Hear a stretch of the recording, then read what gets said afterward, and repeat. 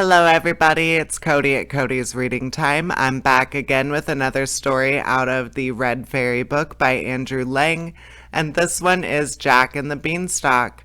I hope you enjoy it. Please subscribe. I upload new stories every single day on my channel. There will always be new stories to listen to, and there are so many already there. All right, let's get started on Jack and the Beanstalk. Here we go. Once upon a time, there was a poor widow who lived in a little cottage with her only son, Jack. Jack was a giddy, thoughtless boy, but very kind-hearted and affectionate. There had been a hard winter, and after it, the poor woman had suffered from fever and ague. Jack did no work as yet, and by degrees they grew dreadfully poor. The widow saw that there was by no means of keeping Jack and herself from starvation, but by selling her cow. So one morning she said to her son, "I am too weak to go myself, Jack, so you must take the cow to market for me and sell her."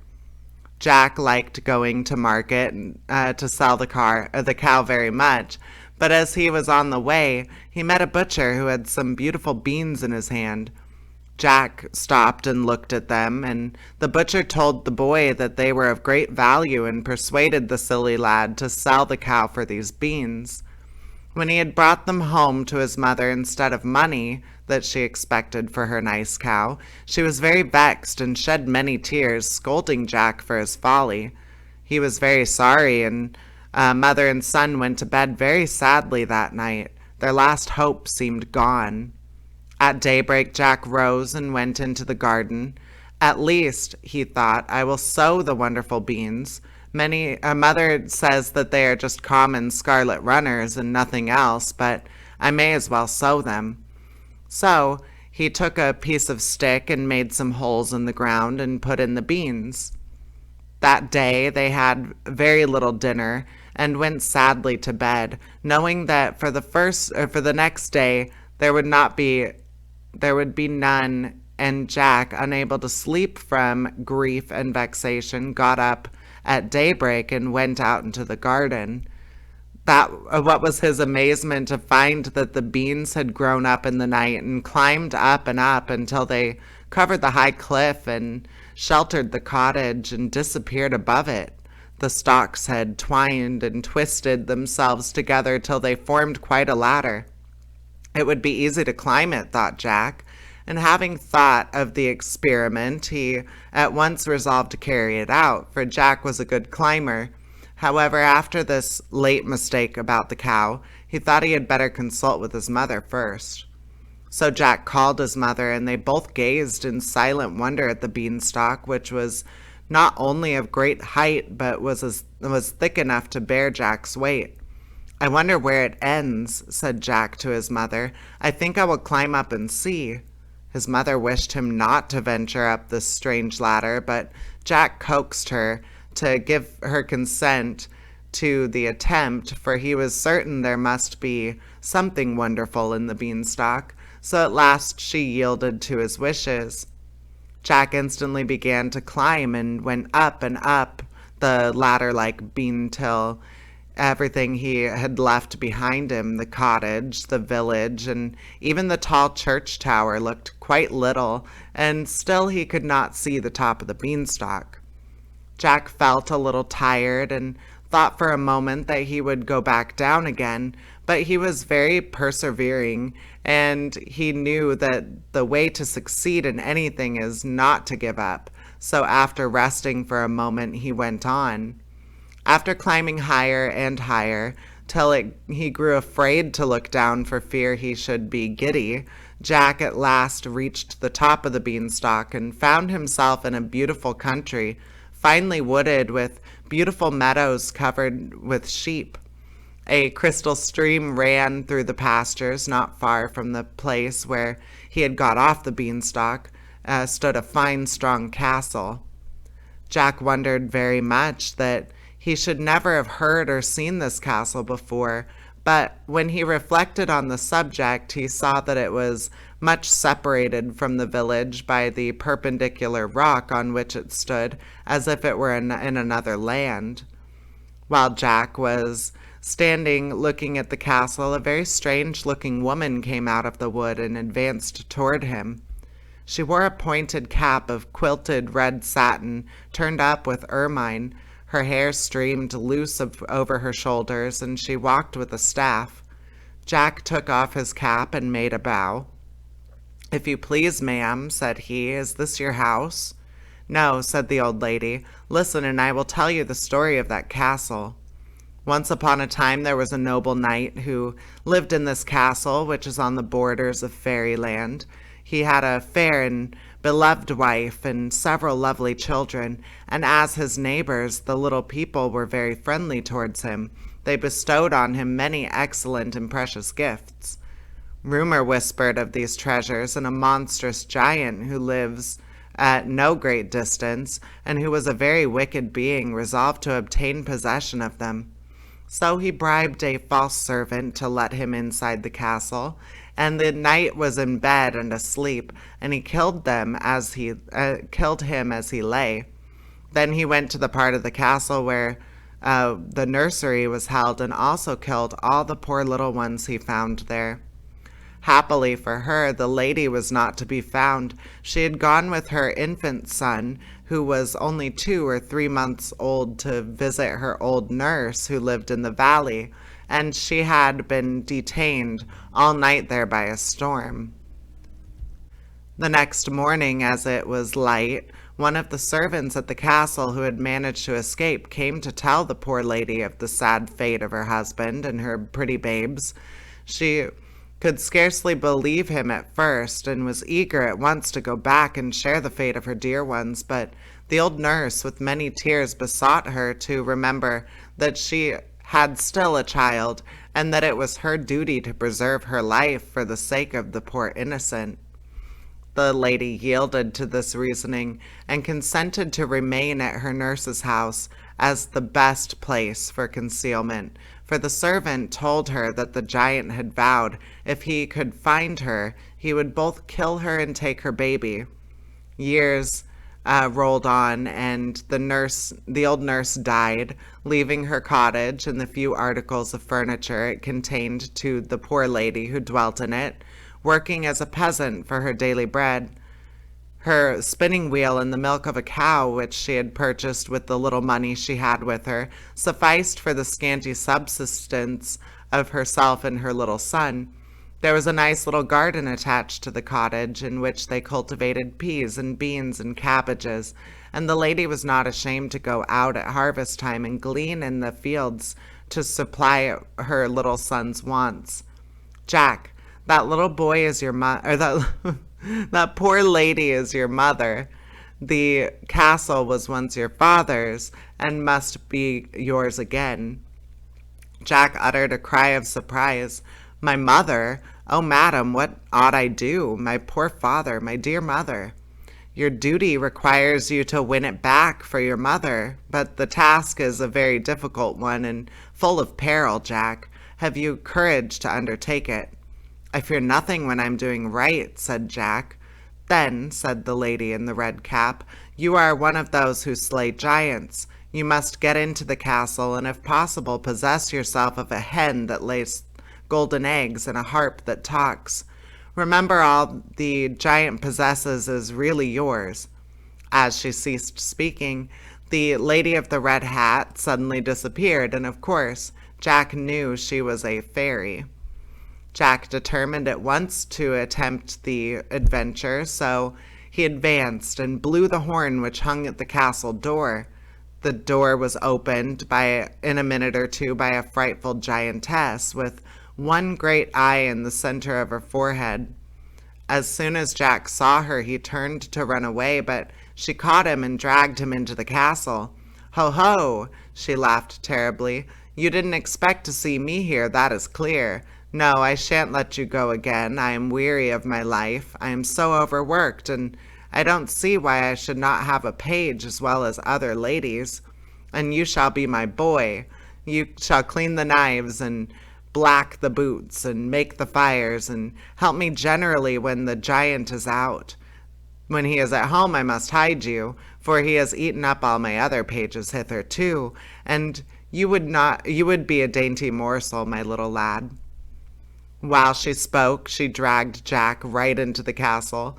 The poor boy was very much frightened, as I'm sure you or I would have been in his place, but he remembered that fear disgraces a man, so he struggled to be brave and made the best of things.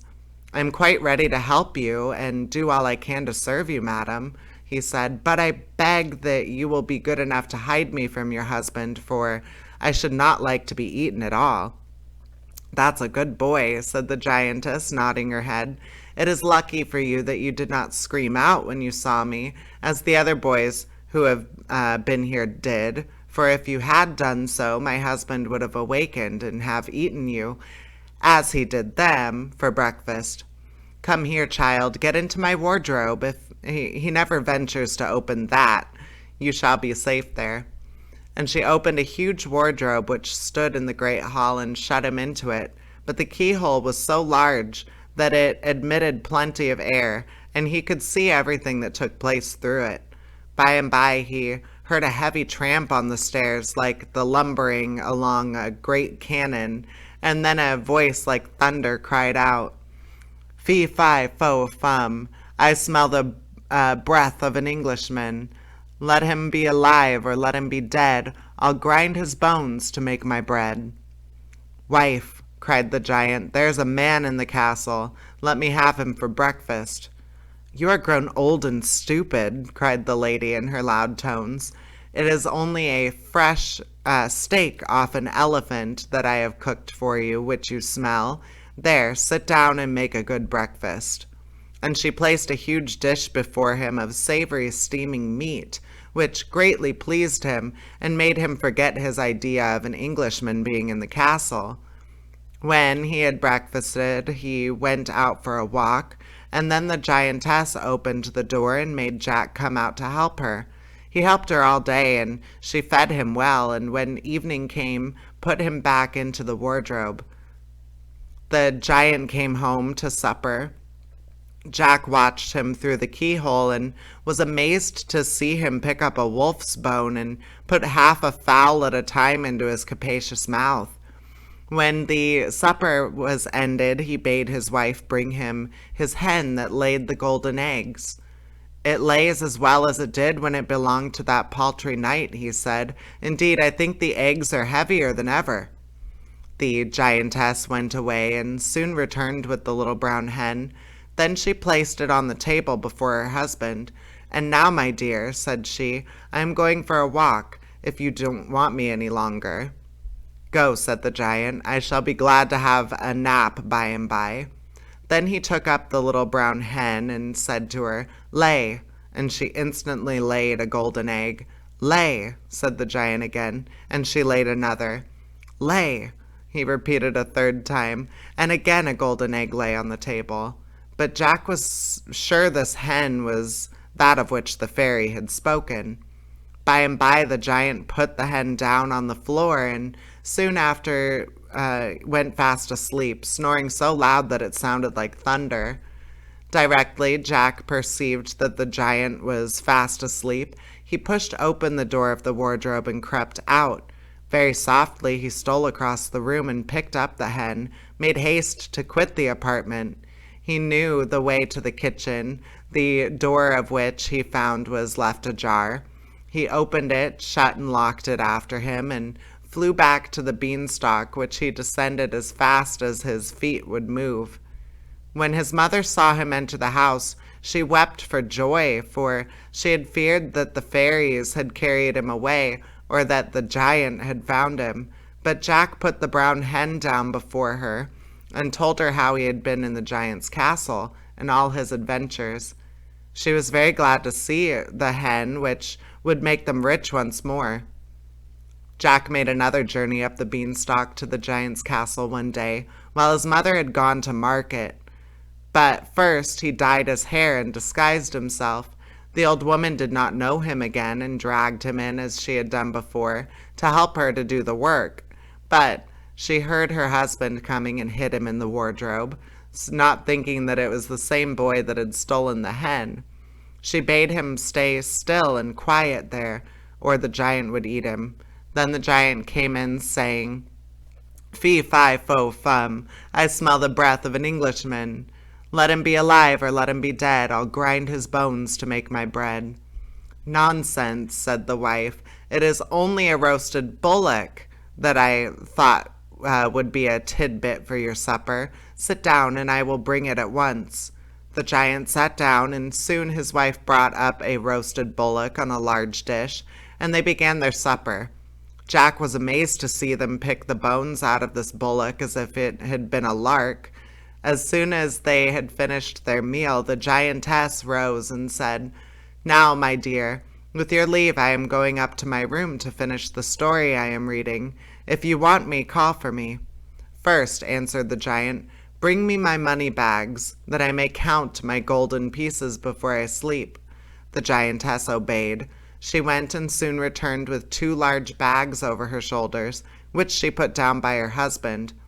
"There," she said, "that is all that is left of the night's money. When you have spent it, you must go and take another baron's castle." "That he shan't, if I can help it," thought Jack. The giant, when his wife was gone, took out heaps and heaps of gold pieces and counted them and put them in piles till he was tired of the amusement. Then he swept them all back into their bags and, leaning back in his chair, fell fast asleep, snoring so loud that no other sound was audible. Jack stole softly out of the wardrobe and, taking up the bags of money, which were his very own because the giant had stolen them from his father, he ran off, and with great difficulty descended the beanstalk, laid the bags of gold on his mother's table. She had just returned from town and was crying at not finding Jack. "There, mother, I have brought you the gold that my father lost." "Oh, Jack, you are a very good boy, but I wish you would not risk your precious life in the giant's castle. Tell me how you came to go there again." And Jack told her all about it. Jack's mother was very glad to get the money, but she did not like him to run any risk for her.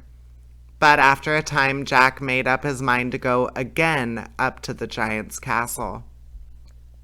So he climbed the beanstalk once more and blew the horn at the giant's gate. The giantess soon opened the door. She was very stupid and did not know him again, but she stopped a minute before she took him in. She feared another robbery, but Jack's fresh face looked so innocent that she could not resist him, and so she bade him come in, and again hid him away in the wardrobe. By and by, the giant came home, and as soon as he had crossed the threshold, he roared out, "Fee, fi, fo, fum, I smell the breath of an Englishman. Let him be alive or let him be dead, I'll grind his bones to make my bread." "You stupid old giant," said his wife, "you only smell a nice sheep, which I have grilled for your dinner." And the giant sat down, and his wife brought up a whole sheep for his dinner, which he had eaten it all. When he had eaten it all up, he said, "Now bring me my harp, and I will have a little music while you take your walk." The giantess obeyed and returned with a beautiful harp. The framework was all sparkling with diamonds and rubies, and the strings were all of gold. "This is one of the nicest things I took from the night," said the giant. "I'm very fond of music, and my harp is a faithful servant." So he drew the harp towards him and said, "Play," and the harp played a very soft, sad air. "Play something merrier," said the giant, and the harp played a merry tune. "Now play me a lullaby," roared the giant, and the harp played a sweet lullaby, to the sound of which its master fell asleep. Then Jack stole softly out of the wardrobe and went into the huge kitchen to see if the giantess had gone out. He found no one there, so he went to the door and opened it softly, for he thought he could not do so with the harp in his hand. Then he entered the giant's room and seized the harp and ran away with it. But as he jumped over the threshold, the harp called out, "Master, master!" And the giant woke up.